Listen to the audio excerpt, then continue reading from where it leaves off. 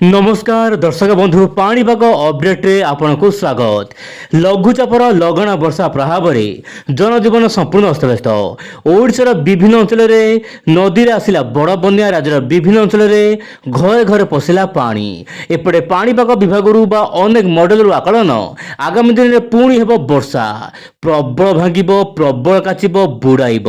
तेरे केउ जिले केमिति हेब पाणीपागर मिजाज आसतु आज भिडियो आलोचना करवा। दर्शक बंधु पूर्व लघुचाप बर्तमान अवपात प्रभाव में लगी रही नागपुर समेत अनेक जिले में प्रबल वर्षा खास करके मध्यप्रदेश कर्णाटक अंचल एपटे गत 24 घंटा मध्य जदि देखा वर्षार परिमाण खास करके दक्षिण पश्चिम ओडिशार अनेक स्थान में छेचिची प्रबल मात्रा ओइंड ओडिया चैनल पूर्वानुमान अनुसार जमी से प्रबल वर्षा होती। नुआपड़ार सीनापाली सर्वाधिक 164 मिलीमीटर, बरगड़र पाइकमाल सर्वाधिक 157 मिलीमीटर, नुआपड़ जिलार खरियार दर्शक बंधु प्राय 152 मिलीमीटर एमती अनेक स्थान में खास कर नुआपड़ नहीं मालकानगिरी कोरापुट अनेक स्थान में प्रबल वर्षा देखा मिली।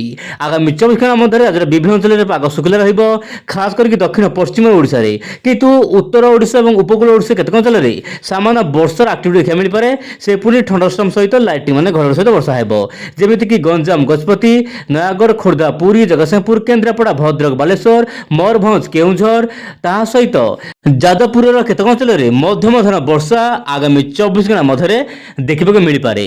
दर्शक बंधु बात्या ठारू गोटे कदम पछरे थिबा एही गभीर अवपात प्रभाव में देशर विभिन्न भाग में पाणीपाग को पूरा उल्टा पाल्टा करदेला। एलिनो चर्चा जोर धरुथिबा बेले एपटे लघुचाप गोटे पर गोटे लघुचाप ओडिशा को भिजाउछि। आगामी दिन में आहुरी हब लघुचापर स्थिति ओडिशा को भिजाइबा बोली जहाँ जना पड़छि मॉडल मान तरफ। वर्तमान बड़ अपडेट अनुसार गभीर अवपात दुर्बल होई गोटे अवपात रूप नहीं दक्षिण छत्तीसगढ़ में केन्द्रीभूत होइछि एवं यह आपणकर पश्चिम उत्तर पश्चिम दिगु जाइकि गुजरात मुहां होई पारे। आपण देखंतु मोबाइल स्क्रीन रे वर्तमान यार प्रभाव में जो होउछि आपणकर नागपुर नेकी दक्षिण छत्तीसगढ़ केतक अंचल में मध्यम प्रबल वर्षा हेबो किंतु अधिक वर्षा कर्णाटक अंचल में ता सहित रायलसीमा एही सब राज्यर केतक अंचल में अत्यंत भारी वर्षा हेबो।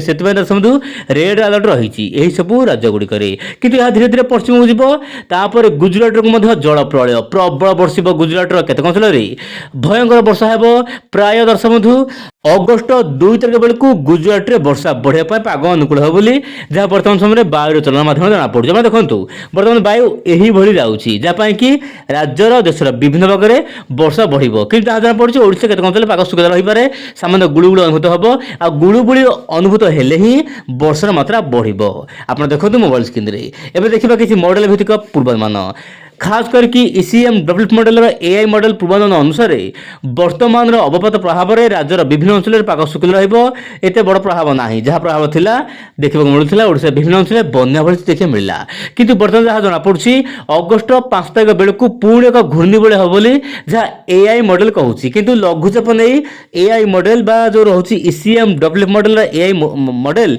यह पूर्वानुमान करूना कि लघुचाप हम किंतु यह परिवर्तन हो पारे। दर्शक बंधु पूर्वानुमान साइंस केबे भी परिवर्तन हो पारे। आज तो घूर्णिबल देखौछि किंतु आसना काली भी एही मॉडल रे लघुचाप दर्शाइबो सेति आपण अपेक्षा करा पड़िबो। ओइंड ओडिया चैनल सहित जड़ित होबो पड़िबो आपण जानि परिबे समस्त चित्र पाणीपाग अपडेट रे। आपण देखंतु वर्तमान समय जहाँ जना पड़छि गोटे लघुचाप केन्द्र सृष्टि होई पारे जहाँ कि एआई मॉडल कहूछि म्यांमार उपकूल रे किंतु यह धीरे धीरे ओडिशा को आसीबो कि नाही वर्तमान कहबा बड़ मुश्किल। किंतु 7 तारिख बेलू अगस्ट 7 बेलू गोटे घूर्णिबल सक्रिय होई पारे बोली जहाँ एआई मॉडल कहूछि।